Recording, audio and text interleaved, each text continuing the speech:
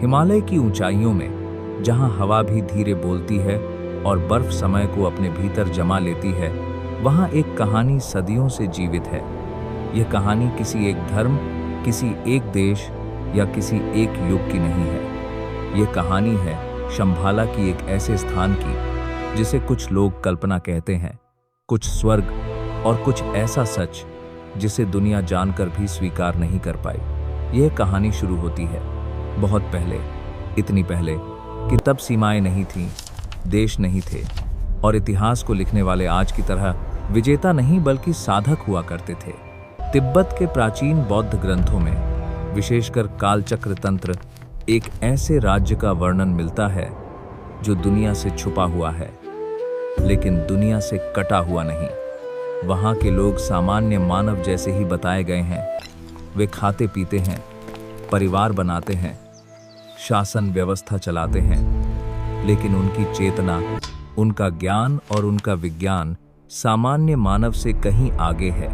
ग्रंथों में लिखा है कि शंभाला कोई अदृश्य लोक नहीं बल्कि एक वास्तविक भौगोलिक स्थान है जो हिमालय की पर्वतमालाओं के बीच स्थित है। उसे चारों ओर से बर्फ से ढके पहाड़ घेरते हैं और उसके भीतर एक उपजाऊ घाटी है जहां मौसम संतुलित रहता है।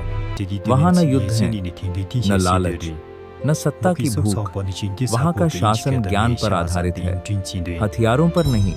तिब्बती परंपरा कहती है कि शंभाला पर 32 राजाओं ने शासन किया, जिन्हें कुलिका राजा कहा गया। ये राजा साधारण शासक नहीं थे, वे आध्यात्मिक गुरु, वैज्ञानिक और दार्शनिक तीनों थे। उनके शासन का उद्देश्य विस्तार नहीं, संरक्षण था, ज्ञान का संरक्षण, मानवता का संरक्षण। समय बीतता गया, दुनिया बदलती गई, युद्ध हुए, साम्राज्य बने और टूटे, लेकिन शंभाला का उल्लेख कभी पूरी तरह समाप्त नहीं हुआ। कभी यह फुसफुसाहटों में रहा, कभी यात्रियों की डायरी में, कभी साधुओं की चेतावनियों में। लगभग 10वीं-11वीं शताब्दी में तिब्बत के भिक्षुओं ने शंभाला को एक ऐसे स्थान के रूप में वर्णित किया जहां केवल वही पहुंच सकता है जिसका मन शुद्ध हो। कहा गया कि शंभाला का मार्ग साधारण नक्शों पर नहीं मिलता। वहां पहुंचने के लिए रास्ता नहीं, योग्यता चाहिए। अगर कोई लालच, सत्ता या जिज्ञासा के लिए वहां जाने का प्रयास करता है तो रास्ता खुद ब खुद बंद हो जाता है। कई यात्रियों ने इस सच्चाई को अनुभव किया। 19वीं सदी के अंत में एक रूसी खोजकर्ता और दार्शनिक निकोलस रोरिक हिमालय और मध्य एशिया की यात्रा पर निकला। उसकी यात्रा केवल भौगोलिक नहीं थी, वह एक आध्यात्मिक खोज भी थी।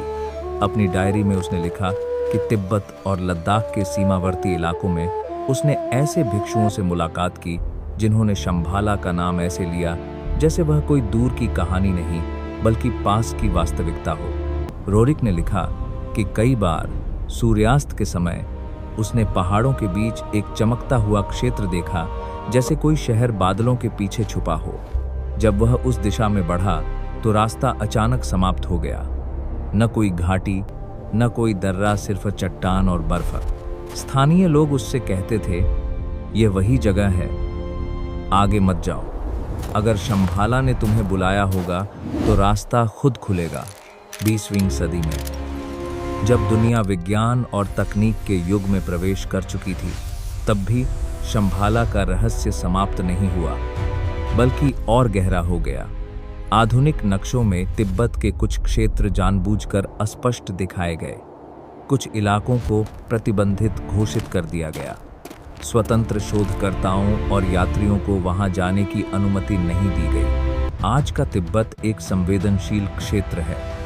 आधिकारिक कारण राजनीति और सुरक्षा बताए जाते हैं, लेकिन रहस्य प्रेमियों के लिए सवाल कुछ और हैं। आखिर वही क्षेत्र सबसे ज्यादा प्रतिबंधित क्यों हैं, जिनका संबंध शंभाला से जोड़ा जाता है?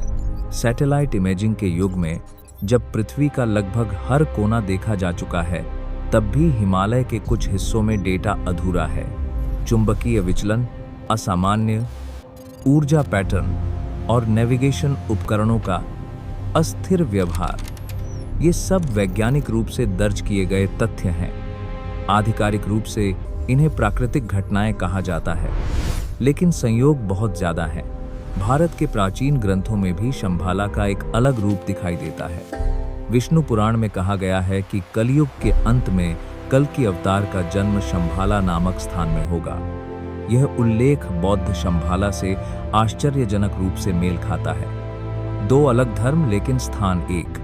यहाँ सवाल उठता है, क्या यह केवल नाम की समानता है या किसी एक महान सत्य की दो अलग व्याख्याएं? तिब्बती लामा कहते हैं कि शंभाला आज भी मौजूद है, लेकिन अब वह पूरी तरह भौतिक नहीं रहा।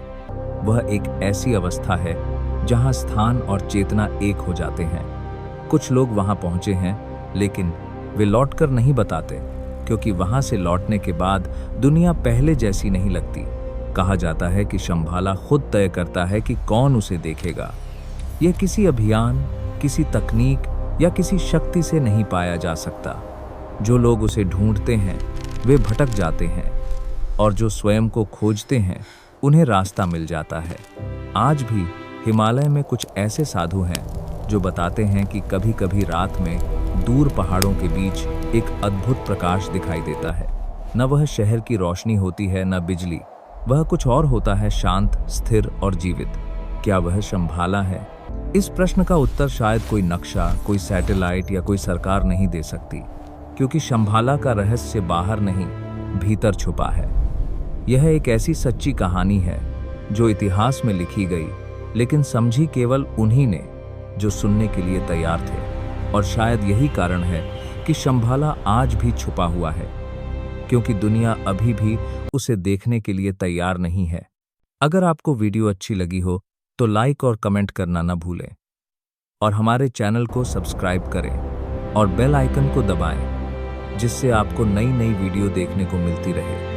धन्यवाद।